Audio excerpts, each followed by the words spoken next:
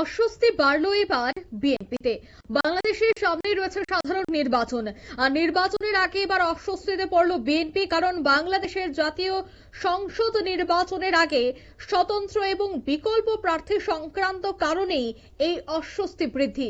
বিস্তারিত সেই বিষয়ে জানবো, টেলিফোন লাইনে যুক্ত হয়ে গেছে বার্তার সম্পাদক দেবব্রত চক্রবর্তী। দেবব্রত দা, এই অস্বস্তিতে এবার বিএনপি রয়েছে, তবে জাতীয় সংসদ নির্বাচনের আগে কতটা এই সমস্যার সমাধান সম্ভব?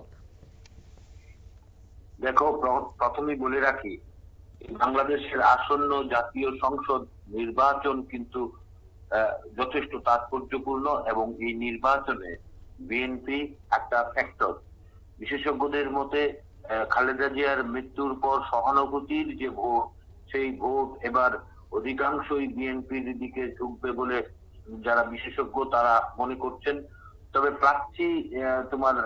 প্রার্থী নির্বাচনের ক্ষেত্রে দলের মধ্যে একটা বিরোধ বিবাদ তৈরি হয়েছে। এটা কিন্তু প্রায়শই দেখা যায় বিভিন্ন রাজনৈতিক দলের ক্ষেত্রেও, কিন্তু দেখা যায় দেশ বিদেশ সর্বত্রই এই যে একটা প্রাক নির্বাচনী অস্বস্তি, এটা বিভিন্ন রাজনৈতিক দলের হয়ে থাকে এবং বাংলাদেশ কিন্তু এর বাইরে নয়। এমনিতেই বাংলাদেশে বর্তমানে যে অবস্থা, সাধারণ মানুষের জীবন বিপন্ন, এই অবস্থায় নতুন সংকট দেখা দিয়েছে বিএনপিতে, রাজনৈতিক দল বিএনপিতে।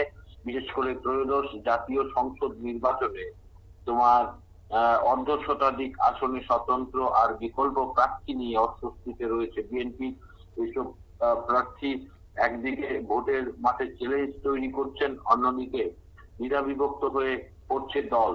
যদিও তাদের মধ্যে বেশ কয়েকজন নেতা স্থানীয়ভাবে বেশ জনপ্রিয়, এটাই কিন্তু একটা তোমার বড় ফ্যাক্টর হচ্ছে। তবে দলটির নেতাদের আশা, স্বতন্ত্র হিসেবে দলের যেসব নেতা মনোনয়নপত্র জমা দিয়েছেন শিগগিরই তাদের কেন্দ্রে ডাকা হবে। দায়িত্বশীল নেতারা প্রথমে তাদের বোঝাবেন, দল ক্ষমতায় গেলে বিভিন্নভাবে মূল্যায়নের আশ্বাস দেবেন। এতেও কাজ না হলে কঠোর হবে বিএনপি, সেক্ষেত্রে বহিষ্কারের মতো সিদ্ধান্ত আসতে পারে।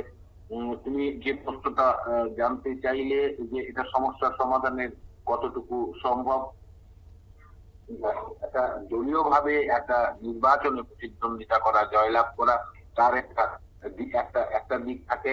আর স্বতন্ত্র বা বিকল্প প্রার্থী হিসাবে জয়টা যতটা দুরূহ এবং জয়ের পর তার গুরুত্বর বিষয়টিও কিন্তু যথেষ্ট তোমার তাৎপর্যপূর্ণ।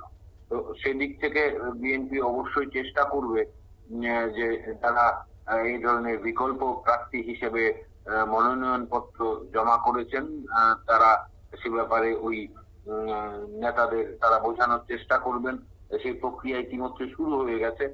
তবে স্বতন্ত্র যে সমস্ত একাংশ বলা হয়েছে যে একাংশ, এই ক্ষেত্রে একাংশ বেশ জনপ্রিয় নেতাও রয়েছেন এই যারা বিকল্প প্রার্থী হিসাবে মনোনয়ন পত্র দাখিল করেছেন। এই ক্ষেত্রে বিএনপি যারা বর্তমান নেতৃত্ব রয়েছেন তাদের একটা বড় চ্যালেঞ্জ, এটা বাস্তবিকই একটা বড় চ্যালেঞ্জ।